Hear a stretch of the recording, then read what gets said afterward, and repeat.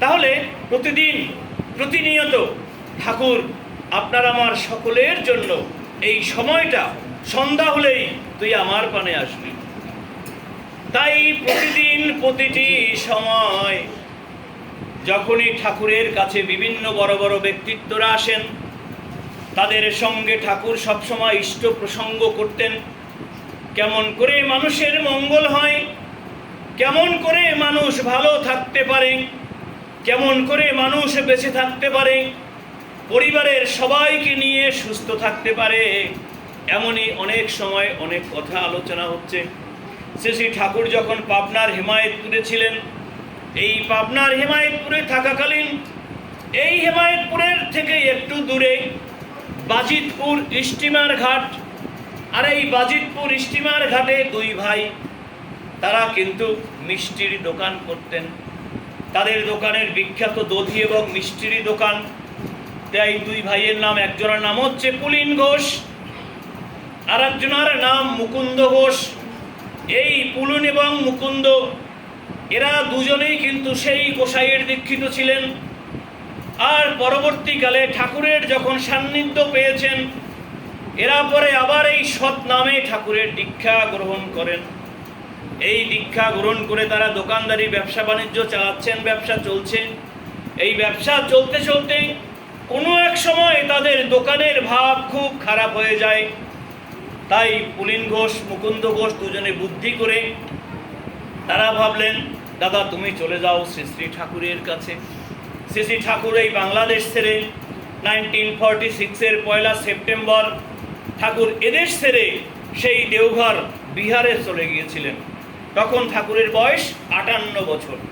এই 58 বছর ঠাকুর হেমায়েতপুরে ছিলেন। আর বাকি ঠাকুর তো 80 বছর 4 মাস 12 দিন। ঠাকুর 80 বছর 4 মাস 12 দিন তার এই ইহলীলা করেছেন। আর বাকি এই সময়টা প্রায় 23 বছর তিনি দেওঘরে কাটিয়েছেন। তো প্রতিদিন প্রার্থনা হয়, সবাই প্রণাম করে। তা অনেক দিন পরে মুকুন্দ ঘোষ তিনি ঠাকুরের শ্রীচরণে গিয়েছেন দেওঘরে। কারণ তিনি অসুবিধায় পড়েছেন, অভাবে পড়েছেন, দোকান চলছে না। তিনি ভাবছেন ঠাকুরের কাছে যদি যাই, কিছু টাকা পয়সা যদি ঠাকুর দেয়, তাহলে আমি এখানে খুব ভালো দোকানদারি আবার করতে পারবো। এই চিন্তা করেই কিন্তু তিনি ঠাকুরের কাছে এলেন। সবাই যেমন প্রণাম করছেন, তিনিও একটু সামনে গিয়ে, মানে ছোটবেলায় থেকে ঠাকুরের প্রায় বন্ধুত্ব ভাব, তো একটু সামনে গিয়ে ঠাকুরকে প্রণাম করেছেন।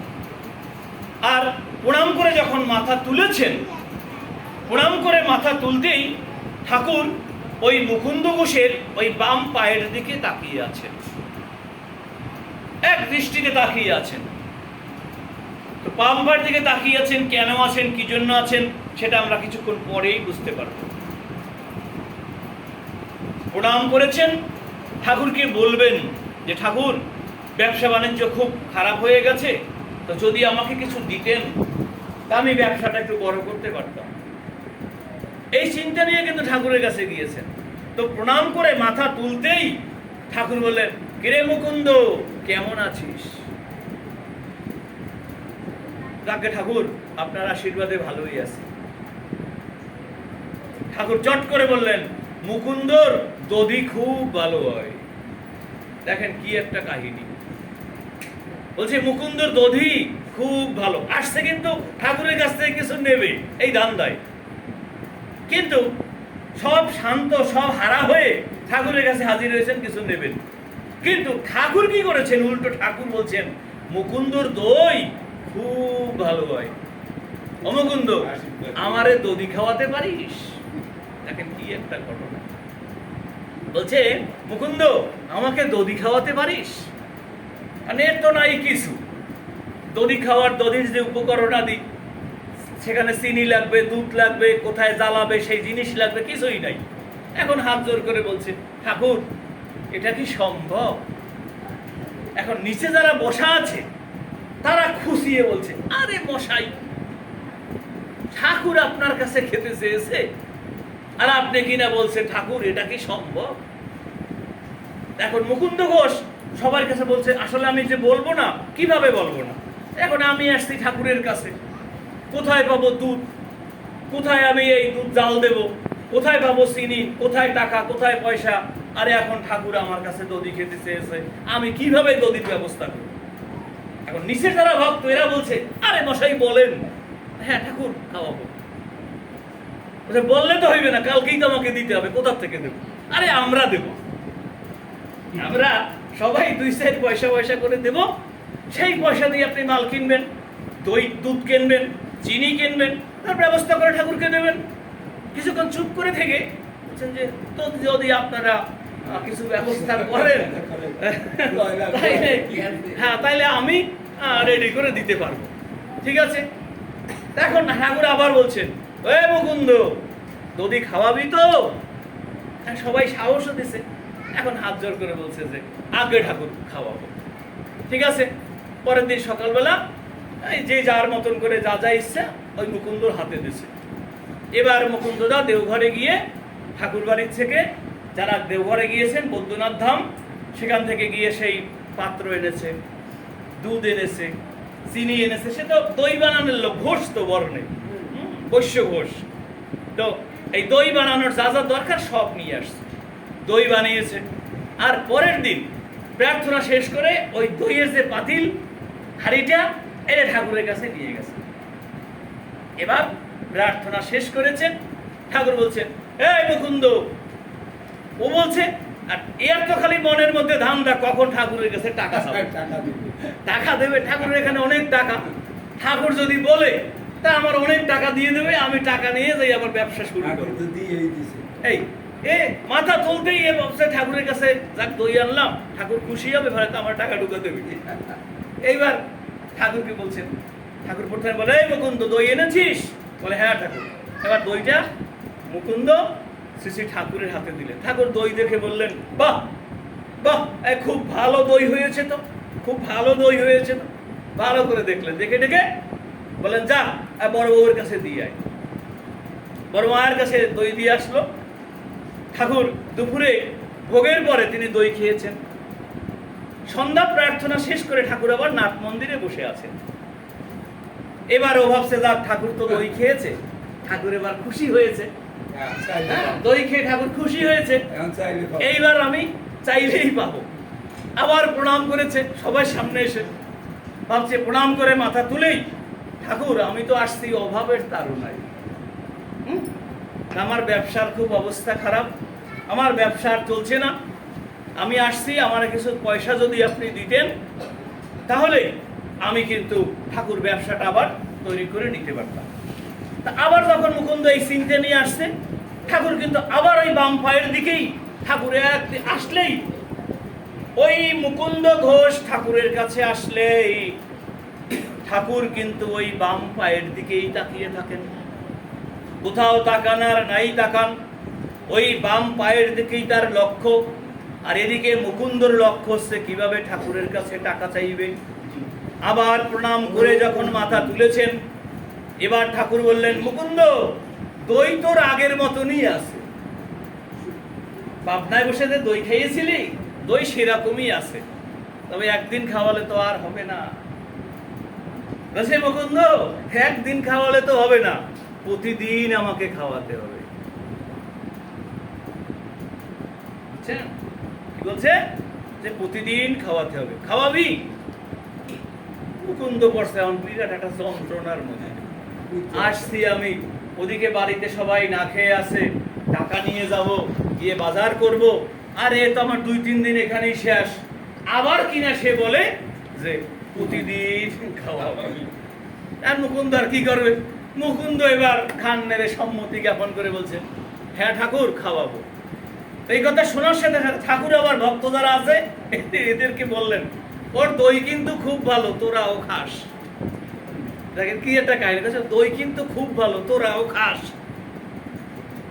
এখন সব গুরু ভাইয়েরা আরো কিছু কিছু পয়সা দিচ্ছে, আজকে একটু দই বেশি বানিয়েছে। দই যখন একটু বেশি বানিয়েছে তখন তো ব্যবসাটাও একটু হচ্ছে। এই করে করে 15-20 দিনের মধ্যেই তার একটা তফিল জোগাড় হয়ে যায়। তফিল বুঝেছেন তো কি? এই যে দেখেন, এমনি কিন্তু আকাশ ফুলে কিছু বের হয় না। তো তিনি কিন্তু এইভাবে ব্যবসার মাধ্যমে কিছু পয়সা তৈরি করেছেন। এই করে করে দেওঘর ঠাকুরবাড়ির সাথে সে একটা দধির দোকানই দিয়েছেন। লিখেছেন ঠাকুরের আশীর্বাদে এটা মুকুন্দ ঘোষের দোকান।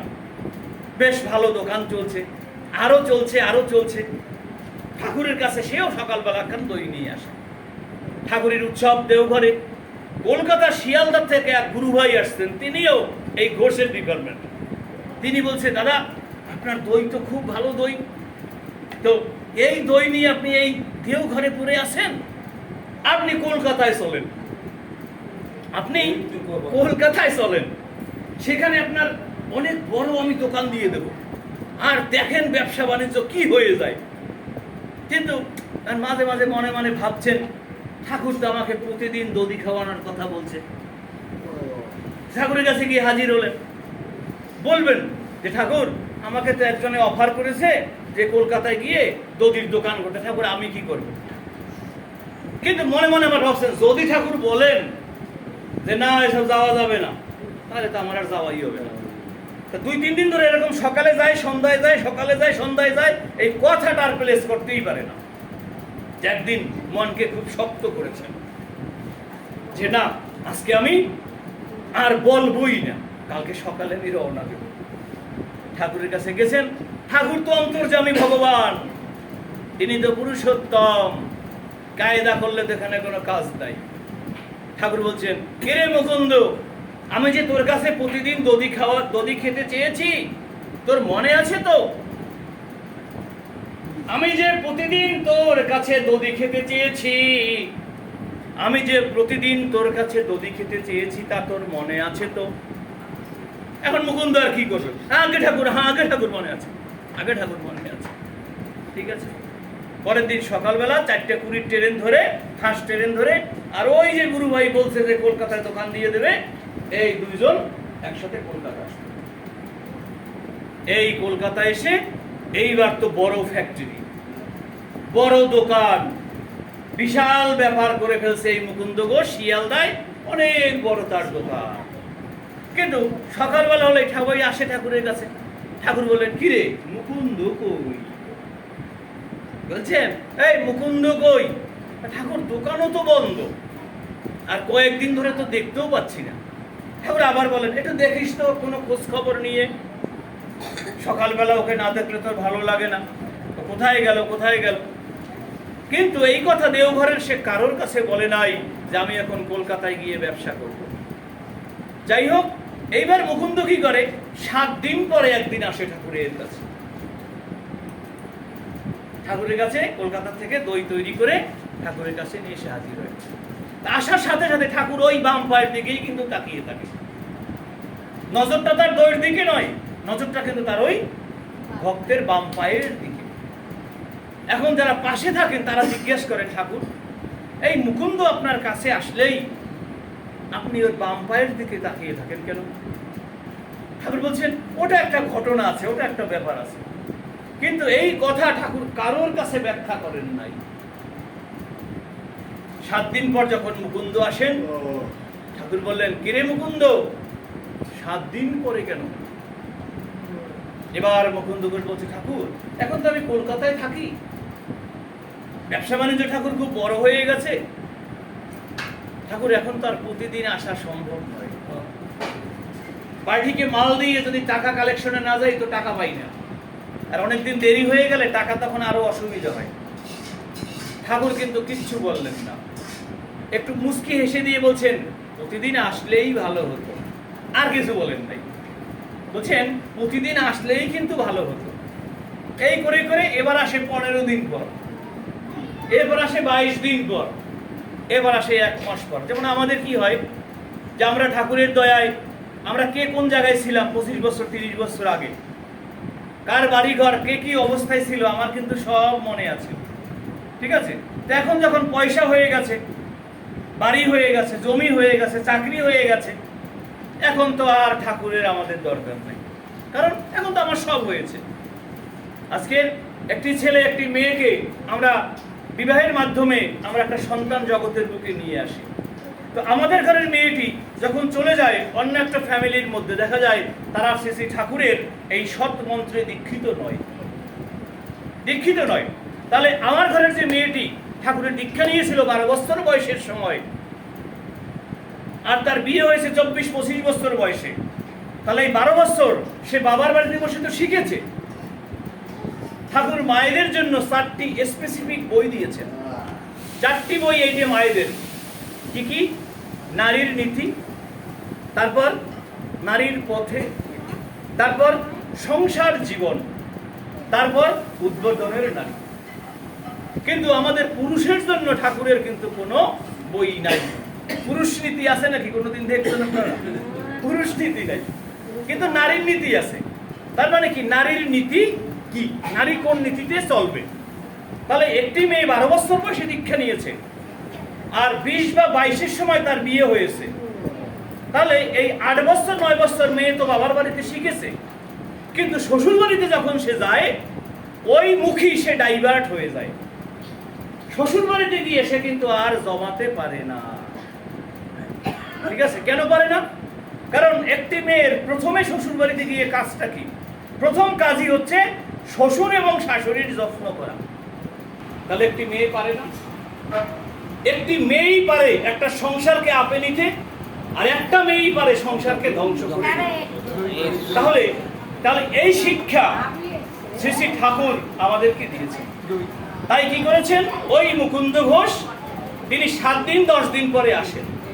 এখন তিনি খুব ব্যস্ত, টাকা পয়সা হয়ে গেছে, দোকান বড় হয়ে গেছে, কিন্তু ঠাকুরের কাছে আসলেই ঠাকুর কিন্তু বলেন, হে মুকুন্দ, প্রতিদিন আসলে ভালো হতো। মুকুন্দ এবার আসেন 6 মাস পরে, কিন্তু ঠাকুর কিচ্ছু বলছেন না। একদিন মুকুন্দদা তিনি যাবেন ব্যবসার উদ্দেশ্যে একটি জায়গায়, গাড়িতে উঠেছেন, ট্রেনে ডান পাটা দিয়েছেন, আর বাম পাটা দেবেন, ঠিক এমনি সময় ট্রেনও ছেড়ে দিয়েছে, স্লিপ কেটেছে। স্লিপ কেটে এই পায়ের, ওই বাম পায়ের এই জায়গাটুকু সব কেটে গেছে। বুঝতে পারছেন? বাম পায়ের ঠিক এই পর্যন্ত সব পড়ে গেছে ট্রেন অ্যাক্সিডেন্টে। এরপরে মুকুন্দ ঘোষকে হসপিটালে নেওয়া হয়েছে। মুকুন্দ ঘোষের বয়ান দিয়ে তার স্ত্রী চিঠি লিখেছেন শ্রী শ্রী ঠাকুরের কাছে, ঠাকুর, আমার স্বামীর এই অবস্থা, ঠাকুর এখন আমরা কি করব?